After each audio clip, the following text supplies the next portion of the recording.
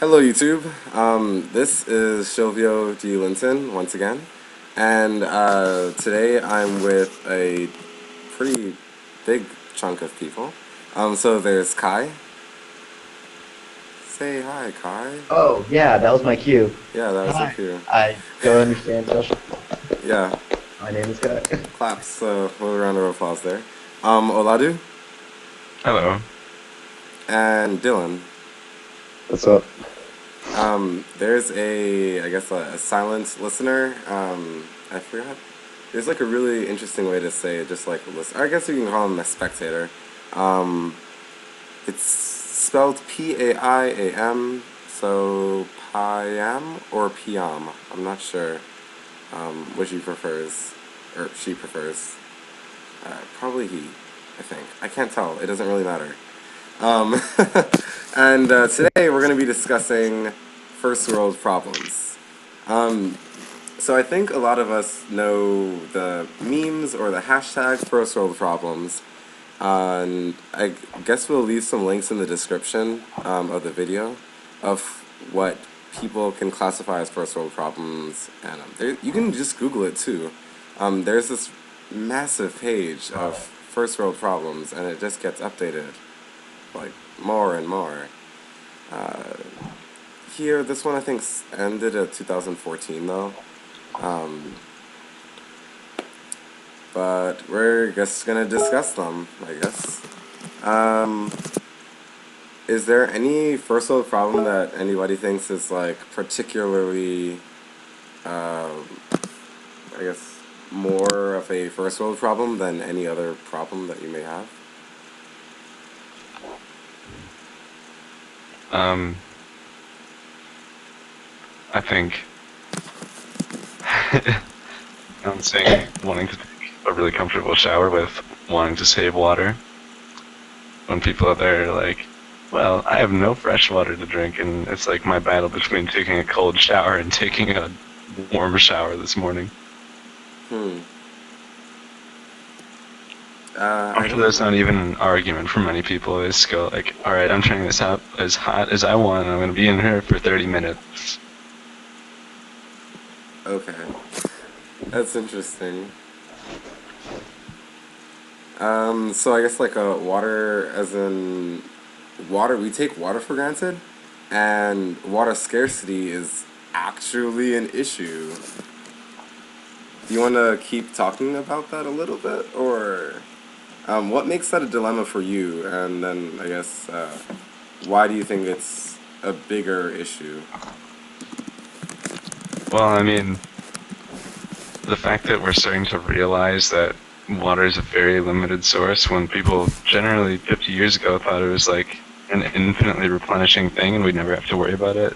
Just kind of, we cannot live without fresh water, and doing every little thing to conserve it is very important, but at the same time, like, everything we're used to doing is based around using a lot of water. Like, Water I parks. mean, personally, I get really mad when I see people that brush their teeth and leave the water on or do similar things, like just absolutely wasting it. But a lot of things that we also do that we don't really think about as much in terms of wastefulness, like how long of a shower we, or a nice being in the shower, in a really hot shower for a while. But that, Yeah, that I did a quick googling, and I'm on the World Wildlife Fund, WWF website, and they have a quick water fact. So don't Google it. Dylan, what do you think? What do you? How much water is drinkable on our planet, percent wise? Oh, it's like 1.2 or something like that. yeah, it's one Very, percentage. very small. Yep. So 1.3%. yeah, it says water covers 70% of our planet, and we're like, water is plentiful, yay. Um, Yay. Only 3% of the world's water is fresh water, and Yeah. two-thirds of that is frozen in glaciers Oh, and, yeah. So unavailable. Groundwater successful. Yeah, that's right. Right. So I find it kind of interesting that in Wisconsin, a lot of water comes from wells, like groundwater, like Kai said. Yeah. And uh, what? So like you drill a well when you want water, access to water, and you drill a deeper well when you can't reach it anymore, and then you kind of move on from there. Um, is somebody making like a I hear static. Quite Yeah. hard. whose static is that? I don't. Okay, I'll try muting. Let's see what happens. No, it's not you. Not yeah. It's not me either, because I there's think nothing it's happening in my is it room, and I hear it. Maybe it's Cheyenne. Maybe feedback. Oh, okay. Oh, Uh-oh. but you can mute other people? What? Yeah, I did to test it I out. was lost, and my kids could tell. I Oh, forgot a map. So I got out my phone. I have whoa, Verizon. that's weird. I don't. Commercials. So I found us on the trail map and No. took the only. Hooray, commercials! Are Where's you that coming sponsored? from? We'll Okay. return to the conversation after a moment with our sponsors. No, no sponsors. I don't want to listen to this. Mute. Okay, it sounds like you've got like you're tripping on power. Stop it. How do I unmute you? Wait, how did you mute somebody? I didn't. I was kidding. Stop. How did you mute Now I can't some? hear him. Oh. Stop. Okay. What is going on? Okay. I don't know. Mute. Okay. Um. Blah blah blah blah blah blah blah. Okay, cool. So I guess I'll finish up this mini thread by mentioning that I do research on water, not groundwater pollution, but more like rivers and system pollution. So I'm currently monitoring sediment runoff from agricultural fields. So sediment is pretty much soil that's broken down and lost its soil-like qualities. And what runs off of the field when you have erosion events are soil and absorbed nutrients, adsorbed nutrients, meaning like the nutrients stick onto like the outsides of these pieces of sediment. So like nitrogen runs off, phosphorus runs off, NPK, potassium, additives that you basically put on your fields. Some sulfur, because some soils are sulfur deficient and plants need sulfur. So all this stuff runs downfield, downstream, and empties out into the Gulf of Mexico. I'm talking about Mississippi River. So the Mississippi River basin drains out in the Gulf of Mexico. And I'm not saying, or I'm not arguing that we should be drinking water from the Gulf of Mexico, or if it were not polluted, then we could. But I am saying there is a massive nutrient load in that freshwater resource. So going down the river, the main body, you're not really going to want to drink that water. So we have access to water there. I mean, it is a resource, like you could use it, but we don't have access to that water. So it's kind of, yeah, it's a first world problem in the fact that you may be like, oh, I don't want to take a shower today. Oh, my hot water isn't on. Man, that sucks. But then there are also people that perhaps would be using water, like they could have access to water, but they don't. Like they won't use that water. It's just too polluted. And of course, there are places where there is no water. People don't have rights to water. If you've ever heard about water rights in on the Nile River, so like I won't call out country names because I'm not 100% sure on which countries and which groups have rights to water, but there are some groups that live along the river that can't use the water because they don't have the political rights. They don't have the political access, or that way to be allowed to use the water because somebody downstream is paying for it. I like Isn't that. that kind of like a bit of a problem in the United States where we can't use river water anywhere pretty much because Definitely. the rivers are so disgusting? Same with lakes that generally they have to be like heavily purified before they can even be swam in, let alone Well, drank from. the Great Lakes are fine. That's the thing. Like, I'm from Kenosha, which is literally right next to Lake Michigan. And the only problem with drinking the water from Lake Michigan is that you're gonna get all the junk that Michigan State puts in the lake. But generally, people here in Wisconsin tend to keep the lake clean to the point where all you need to do is filter it a little bit and purify it a little bit, and it's perfectly fine to drink Hmm. and swim it as well. All right. So the Payam Pi Pi. Oh gosh, I'm terrible. I'm sorry.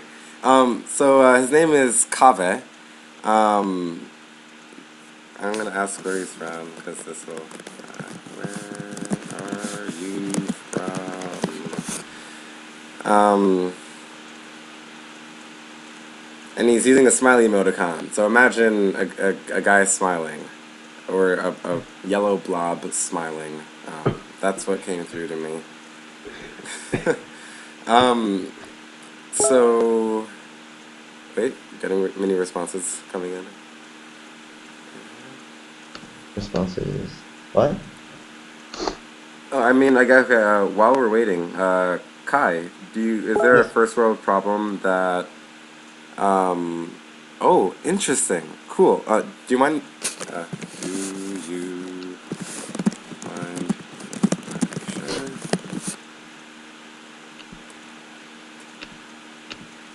Um,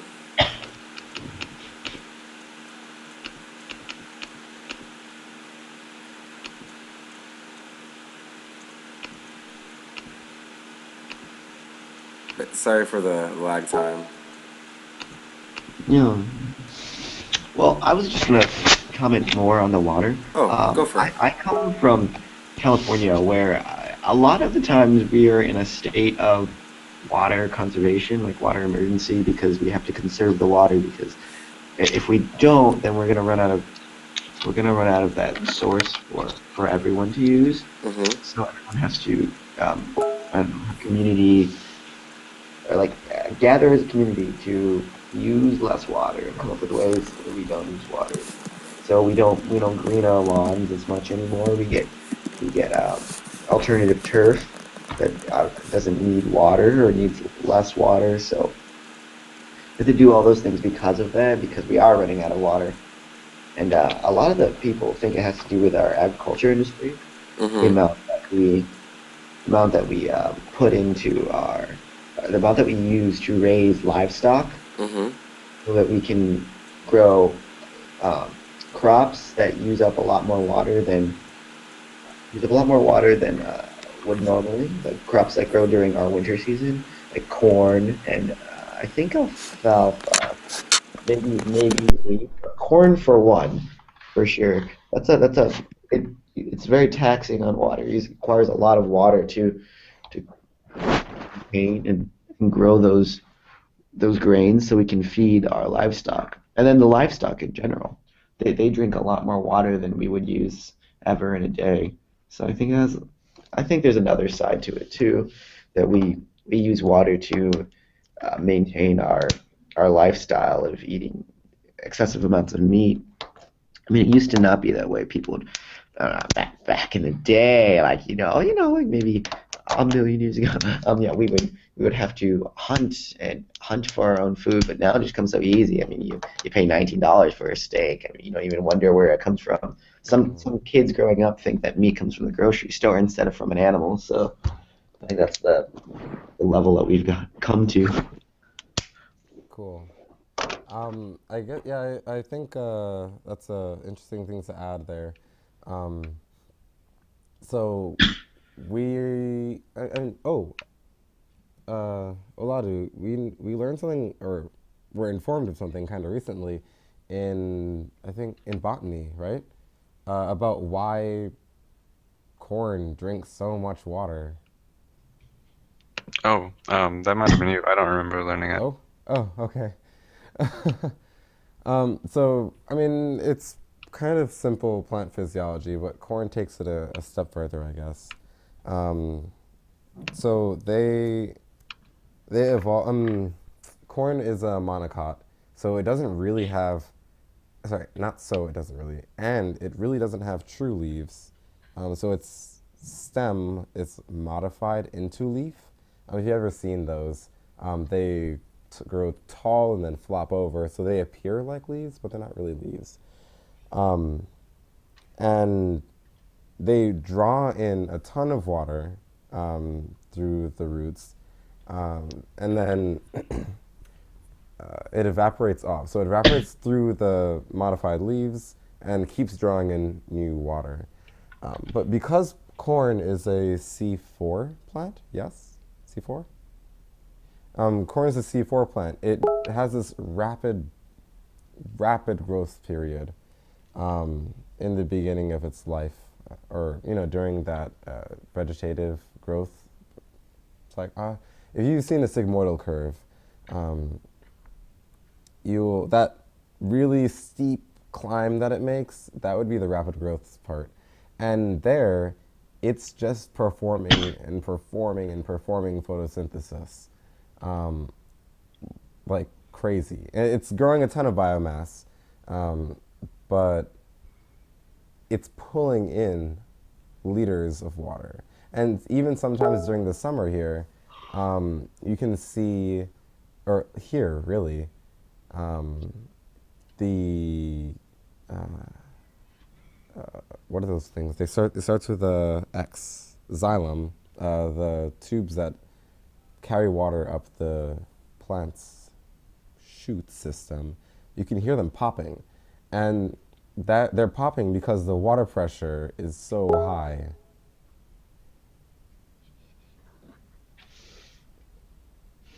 I think I took this on a tangent, No, I think it's but vaguely related. vaguely related. Um, so that's so corn drinks a lot of water. It does like tons of photosynthesis, and it's fixing carbon, which is great. But it pushes a lot of water from the soil to the air, and it's an important cycle. But kind of think you're doing massive fields like acres and hectares of corn, and you're moving a lot more water from the ground to the air than what would normally be moved from ground to air. Think of all that surface area on those modified leaves. Um, I think that's kind of, kind of important to throw out there.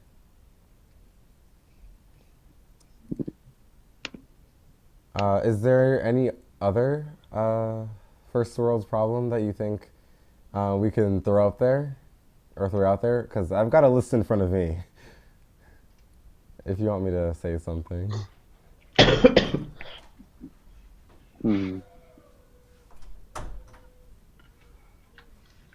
Um, one of them I think would be just like people's lifestyles in general. Like, I know it's a very American thing to be like working out all the time, and I think like people in other countries might not even think about that very much. Like lifestyle will require a fit body, and then like why are you wasting energy on exercising when you don't need to? I mean, like from an ancient point of view, people thousands of years ago was like, what would they think the point of lifting weights is? Like that would sound like the stupidest thing, or like going. Maybe you're doing it. That could be a generally, I don't think they would see any reason to no reason. You're kind of breaking up there, Oladeau.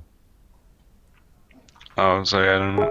But, you get the gist of what I'm saying. I do. Yeah. Do you believe in training in a skill set, like maybe a physical, like a martial art, or like a archery, or maybe even like a sport like football? Do you believe that people should train for those, or because I feel Yeah, like I mean, relevance if you use it for your profession. yeah, I can see why people would want to do it. I just think, like, if you actually think about it, it's very strange. Well, it's not natural, yeah.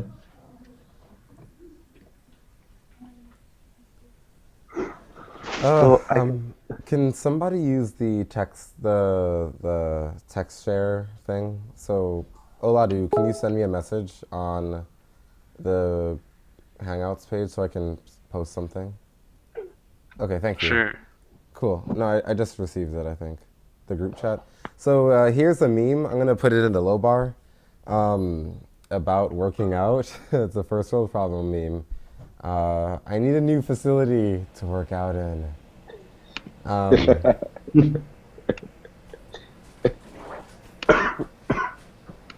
Um, so I guess this one is pushing it in a different direction. I need a new facility. What kind of facilities do people actually need and not to work out in? I see. Okay, this is something I can more agree with. People want it to be people want it to be nice where you have like air conditioners and you have these nice more modern machines that are up to date, like the newest, the best. They want to have their machines. I don't know. Yeah. Okay, now I'm starting to see your perspective more. I didn't make this one. I just found it. No, hold on. I'm starting to understand Aladu's perspective more now. Okay. Yeah. to me, since I practice parkour, to me a lot of it is you don't need a gym as long as you have like an area outside that suits the purpose of what you're going to do, then you can use it. There's no point in going to a gym. So like there's the people that I used to practice with, they'd always tell me the best way to train for reality is in reality. Oh, that's dope.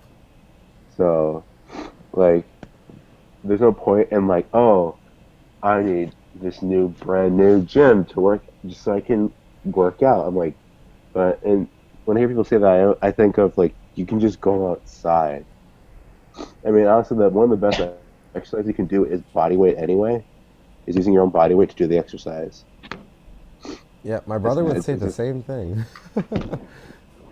He'd Hey say the Dylan, exact same yeah. thing. Dylan, that was 5 times.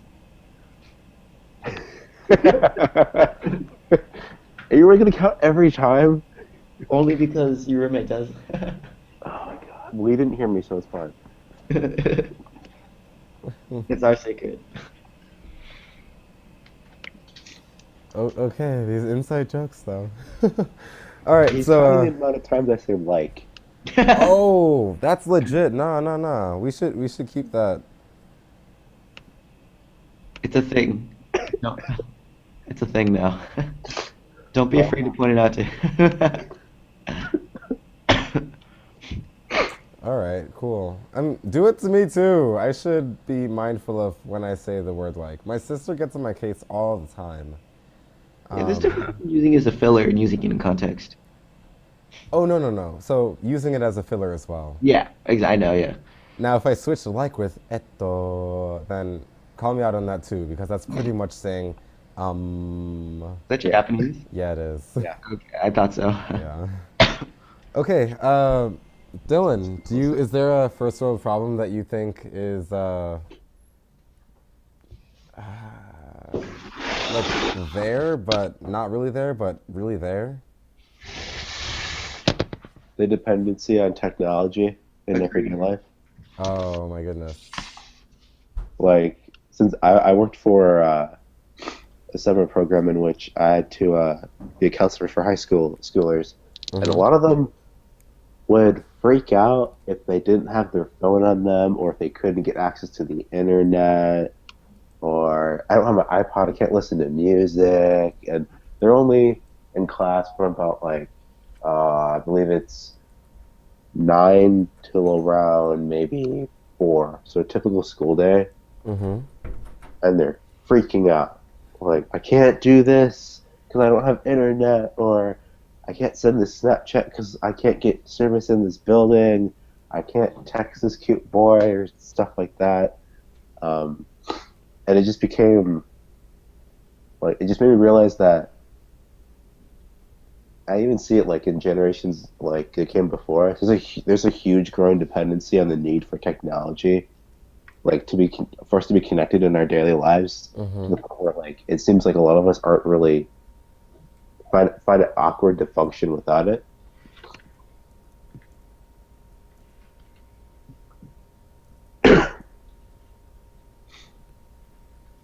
I think it just reduces the amount that people interact face to face. Yeah. Their social cues are not being developed. You don't understand people as much if you're on the internet because you can say whatever you want there because you're so distanced.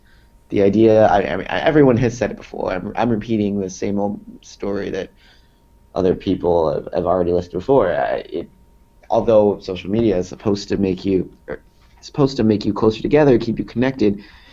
The idea is that well, it's really kind of furthering you apart because you're not connecting with each other on a deeper level. Everything on social media, it's kind of it comes through a filter. It's hard to get the real message out of that. So you don't understand people as much.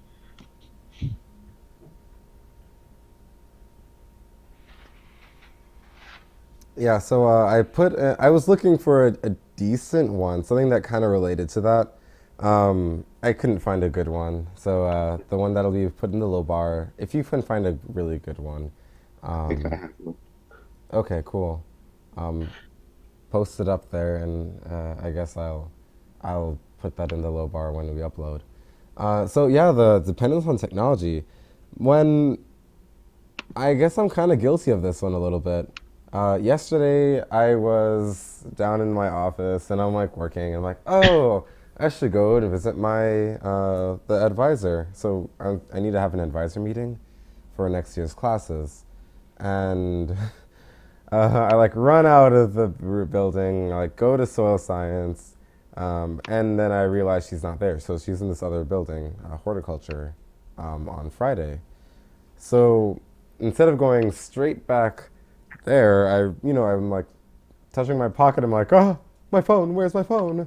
So like I run back to my office to get my phone to go visit her in her office, and nothing happened. Like I wouldn't miss a thing, but somehow I felt like I needed my phone. Um, and that was it was pretty sad. Um, Cause I mean, it's just a phone. If somebody really wanted to talk to me, they would leave a text, or like a voicemail or something. Like if it was that important, then they would leave a message.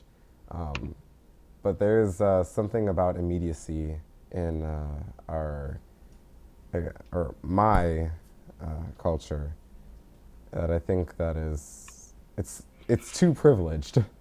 Because I'm pretty sure I could live without a phone. Um, I mean, we're using Google Hangouts.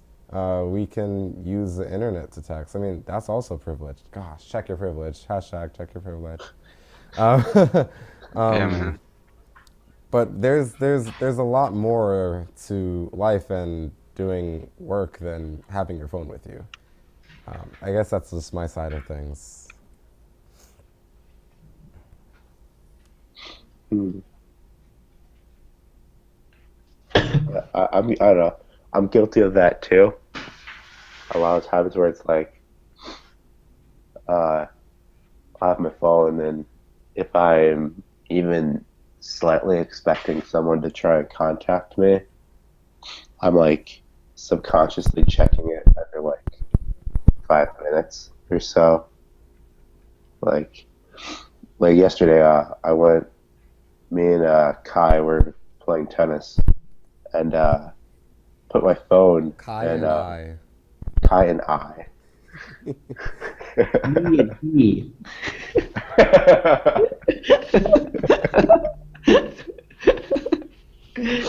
But we were playing tennis, and I put my phone in one of my roommates' backpacks because he was there with us, Mm-hmm. and I kind of just like walk away and kind of do my own little thing. But like, I found myself coming back to my phone every 5 minutes just to check and see if someone contacted me, and I felt kind of, I don't know, kind of guilty in a sense. Like here I am trying to, like get away from all that stuff, but then I'm subconsciously checking the very thing that I'm trying to get away from, more or less. It's really weird to like notice yourself doing it.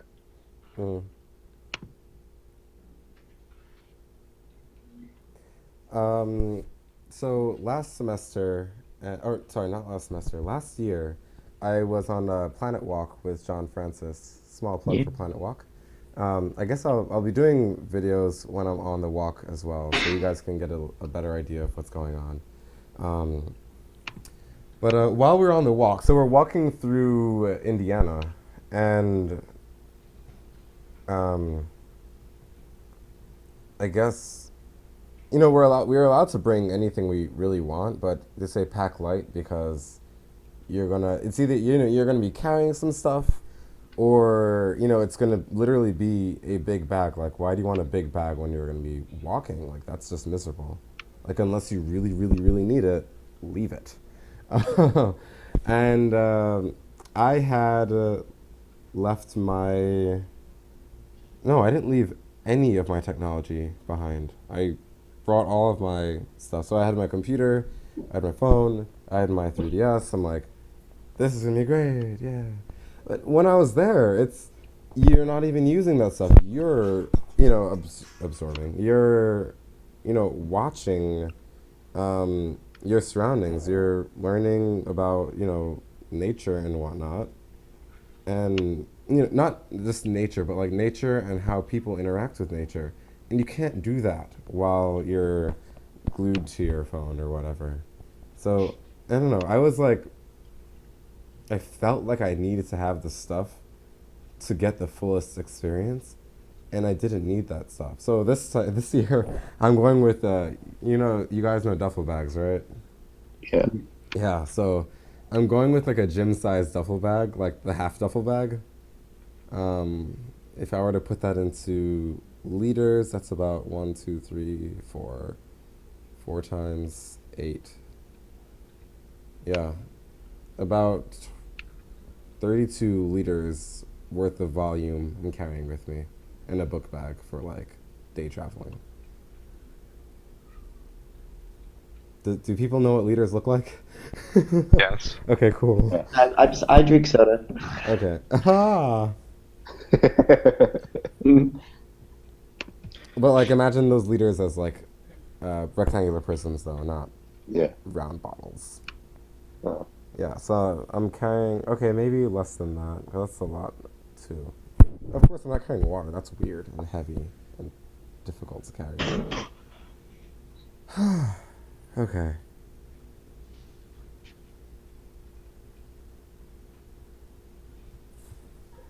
So, I'm going to send a link from Urban Dictionary for first world problems.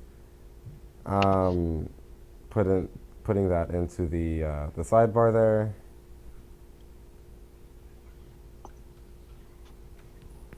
And now I'm gonna jump to one of them that I see on this First World Problems website.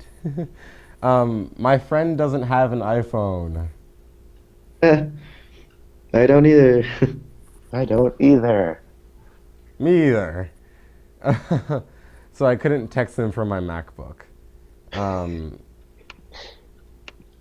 so do you think there's an equivalent to this? Oladeau, you haven't spoken in a while. Do you think there's an equivalent to like an actual world problem?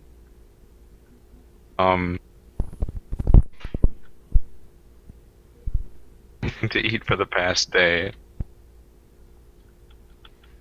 I don't know. I was going for parallels. Um, so I was kind of thinking, uh, we don't have internet.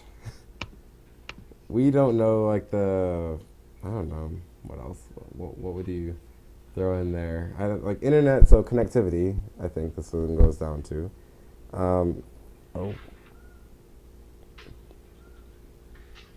yeah. So I think that when this one comes down to connectivity.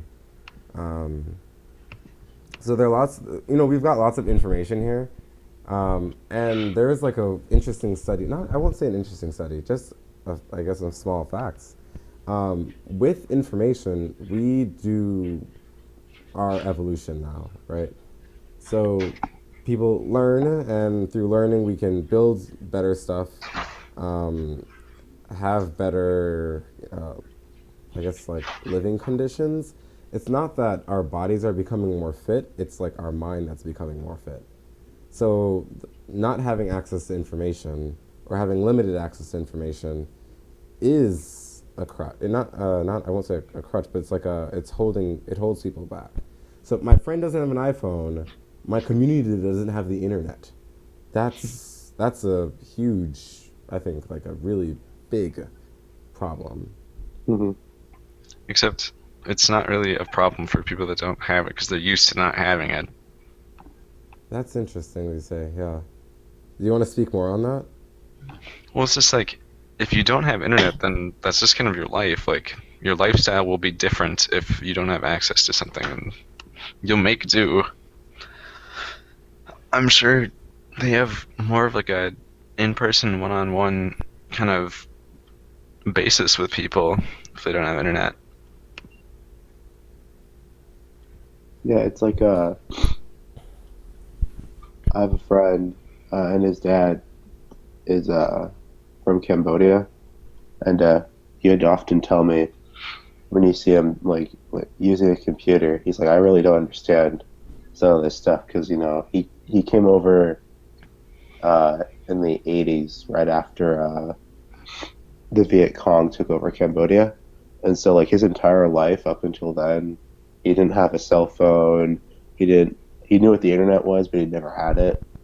He didn't have a computer, and so he would uh he would tell me how, yeah, when it comes to learning technology, it's really weird because like if I look back about how it was when I was growing up, I didn't have the internet, and so like he'd tell me how like using a laptop is very weird to me sometimes. And like he said, that was one of the biggest things he had to get used to Hmm. was like if he wants to do anything here, then he needs to have that technology, where that wasn't the case growing up.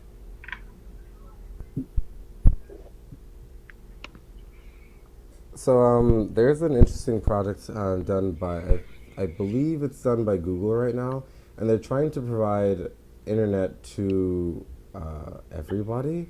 So they're gonna use I feel like I'd be butchering their idea, but something to the effect of having balloons float around through the air currents, which cycle around the place, and those would be projecting free internet over places that don't have the physical on-ground infrastructure for internet.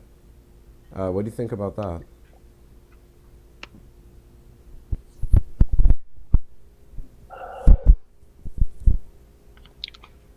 So, were you asking me? I mean, I guess anybody really.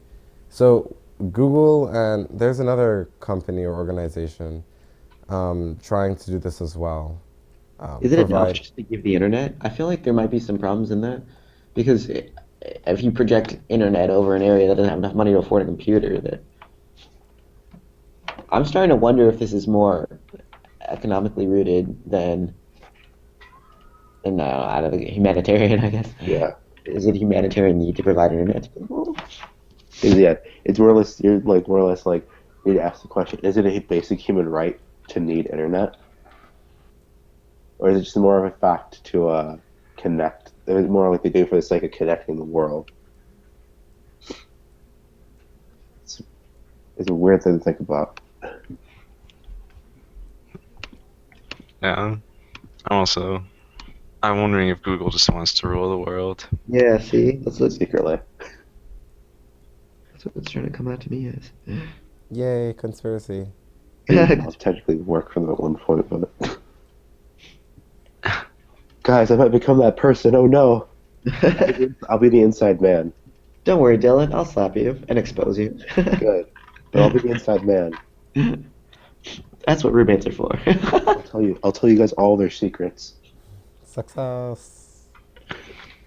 Okay. But I don't know, like with the whole internet thing, like I'm getting like this is a very extreme thing, but when we were talking about like the like having access to clean drinking water and fresh water, Mm-hmm. I remember my teacher in high school would tell us that uh, with the way it's going and pollution and everything, eventually there's going to be uh, like he gave an extreme example. There are going to be wars over fresh water, There already are. and since the Great Lakes is the largest body of system of fresh water in the world, anyone that's around the Great Lakes are going to be in a huge political pull. Hmm. But then I also thought about the whole internet thing and like if you really want to ruin someone like as like an infrastructure, if that were to become a thing, all you have to do is take out the bubble above their area that supplies their internet. And just a weird extreme example of like how that could go become a problem. Hmm. So instead of that reminds me of I don't want to say a specific place. I think it was the Romans while they were doing conquest. Um, they would destroy the city, burn it to the ground, and also salt their Out the fields. field. Yep. Yeah, Yeah.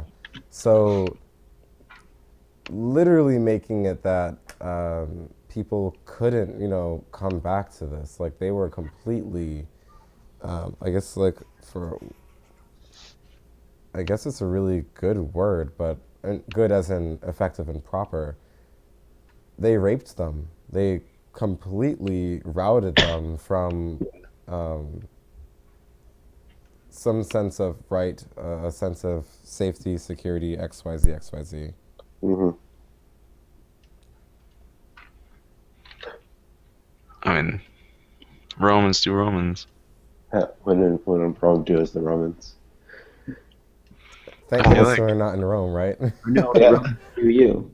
there's also like different things nowadays because now people actually record what goes on in wars. Like you can actually see what happens when you're not there, and so now there's almost this like need to not um, be too brutal and violent that was never really there in the past. yeah, but there's a need to keep it hidden more than it was in the past. Yeah, that too. Yeah, That's kind of a consequence of it, but yeah, like now that we're so much more connected with what happens, there's like things that you could do before you really can't because you have an image to uphold. yeah. Hmm.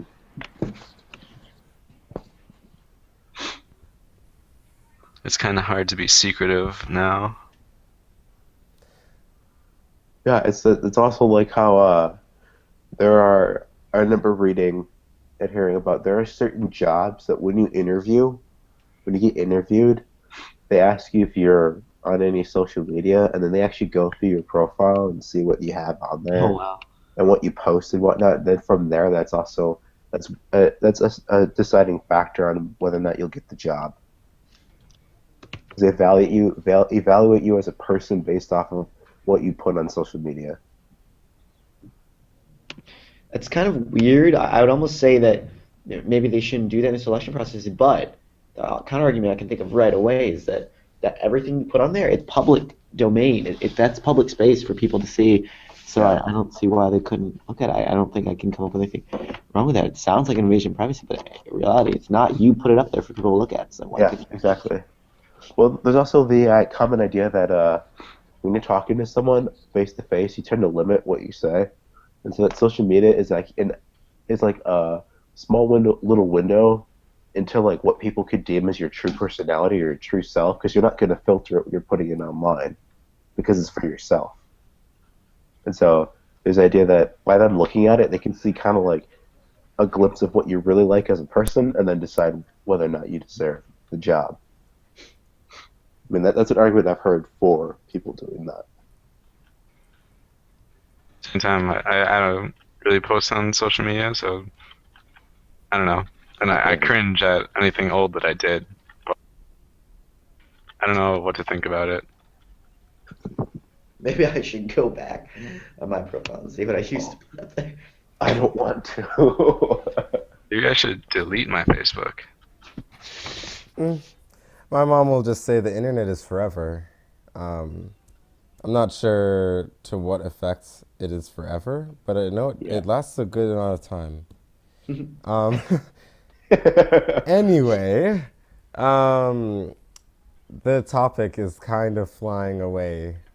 Do you guys want to end it here and start a new one, or I mean, we can have a small conversation on public image and privacy and stuff like that, or do you want to continue talking about first world problems in quotes? Doesn't matter to me. Yeah, wherever the conversation flies. Okay, so I guess we're gonna finish the conversation here, and we'll open up a one pretty much like right afterwards on I guess privacy.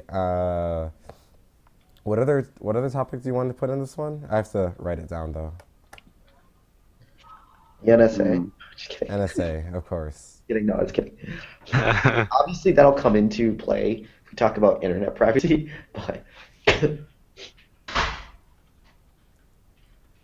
we'll just leave it be for now. All right, so this is Shilvio, and the guys I was talking with today are Oladeau. Oladeau, Kai. Kai, and Dylan. Dylan. Cool. I guess we'll upload like pretty rapidly today, and get another one going. And the standby / listener was Tehran, and he might be on the next one as well, listening in. I mean, might have something to add. Yay! All right, that's it. See you guys.